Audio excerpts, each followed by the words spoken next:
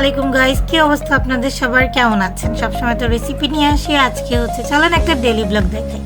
হঠাৎ করেই হচ্ছে মা দিবসের আগে আমি চিন্তা করেছিলাম যে আম্মুকে একটা কিছু গিফট করব।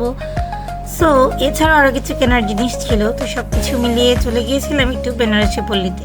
আপনারা অনেকেই যারা হচ্ছে আমার অনেক আগে থেকে ভিডিও ব্লগ দেখেন তারা তো জানেনই যে আমার বাসা থেকে বেনারসি পল্লী খুব একটা বেশি দূরে না, তাই ছটফট করে বেনারসি পল্লীতেই গিয়েছিলাম। এমনিতেও আমার হাতে যে খুব একটা সময় ছিল তেমন কোনো ইস্যু নাই, কিন্তু অল্প সময়ের মধ্যে কোথায় যাওয়া যায় সব থেকে বেস্ট কালেকশন খোঁজার জন্য সো সেটাই মাথায় রাখলাম, আর সেটা হচ্ছে বেনারসি পল্লী। এখানে আসলে সত্যি বলতে আমার তো মন প্রাণ সব উজাড় হয়ে যায়, মনে হয় যেই শাড়িটা দেখি সেই শাড়িটাই নিয়ে ফেলি। এবার গিয়েছিলাম একটু অন্যরকম শাড়ি কিনতে, সেটা ছিল জামদানি। এখানে যে কত রকমের জামদানি আছে আমি বলেও বোঝাতে পারবো না। আমার মনে হয় পুরো নারায়ণগঞ্জের একটা মিনি ভার্সন এখানে চলে এসেছে, আর এত এত কাজ। এর আগেও আমি জামদানি অথবা অন্য যে কোনো শাড়ি কিন্তু এখানে এসেছি, তখন কিন্তু ব্লগে বলেছিলাম যে এদেরকে যদি আপনি অর্ডার দেন অথবা কোনো রেফারেন্স পিকচার দেখান, এরা কিন্তু আপনাকে সেম টু সেম শাড়ি বানিয়েও দিতে পারে, আবার ওদের গোডাউন থেকে এনেও দিতে পারে। তো যাই হোক, চলেন আজকে কিছু জামদানি কালেকশন দেখাই, আর শেষে তো অবশ্যই বলে দিব যে আমরা কোন শাড়িটা নিয়েছিলাম আর জামদানি ছাড়া কি কি কিনলাম সেটাও আপনাদেরকে শেয়ার করব। তাছাড়াও শপিং শেষে কি কি করলাম সেটাও থাকছে আজকের এই ভিডিওতে। সো দেখতেই পাচ্ছেন এখানে কিন্তু অনেকগুলো দোকান ঘুরেছি, প্রত্যেকটা শাড়ির কালার ডিজাইন সব কিছু অনেক আলাদা। আপনারা অলরেডি যারা আমার ছোট ভিডিওটা দেখেছেন তারা কিন্তু দেখেছেন যে আমি অনেক রকমের শাড়ি এখানে দেখিয়েছি, আরও কিছু এক্সট্রা শাড়ি এখানে দেখাচ্ছি। কালারগুলো জাস্ট দেখুন, আমার প্রত্যেকটা শাড়ি অনেক পছন্দ হয়েছে, কিন্তু বাজেট আর সব কিছু মিলিয়ে ডিজাইনের উপর চয়েস। সত্যি বলতে আম্মুর কী ধরনের কালার পছন্দ সেটা আম্মুকে নিয়ে গিয়েছিলাম। তো এখানে আমার অনেক কালার পছন্দ হয়েছে, আমার বান্ধবীর অনেক কালার পছন্দ হয়েছে ঠিকই, কিন্তু আম্মু পার্সোনালি পছন্দ করছিল না, তাই একটা দোকান থেকে আরেকটা দোকান শুধু ঘুরছিলাম। তো যাই হোক, এই তো এইবার আসলাম আরেকটা বড় দোকানে। এই দোকানটার নাম আপাতত মনে পড়ছে না, কিন্তু ফাইনালি আমরা অন্য একটা দোকান থেকে শাড়িটা নিয়েছি, সো সেটা ডিটেলস আপনাদেরকে জানিয়ে দেব। চলেন এখানে কিছু সুন্দর এবং প্রিমিয়াম রেঞ্জের জামদানি শাড়ি দেখাই। ওনার এখানে প্রত্যেকটা শাড়ি অনেক বেশি দামি ছিল।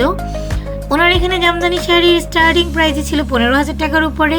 সো আমরা এখান থেকেও পছন্দ করেছিলাম, কিন্তু আম্মুর ওই যে জড়িবুটি অথবা কপার ডিজাইন এগুলো পছন্দ না।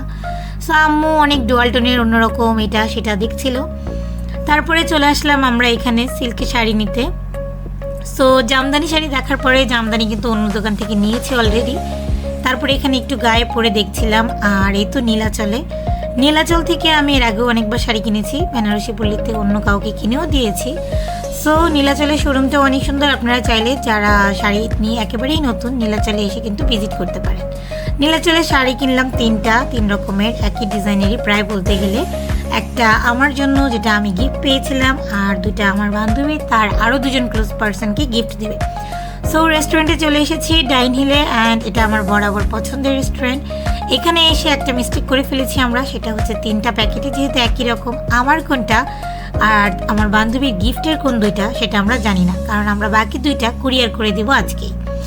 তো যাই হোক, এই জন্য এখানে সবগুলো প্যাকেট খুলে আবারও দেখছিলাম যে কোনটা আমার।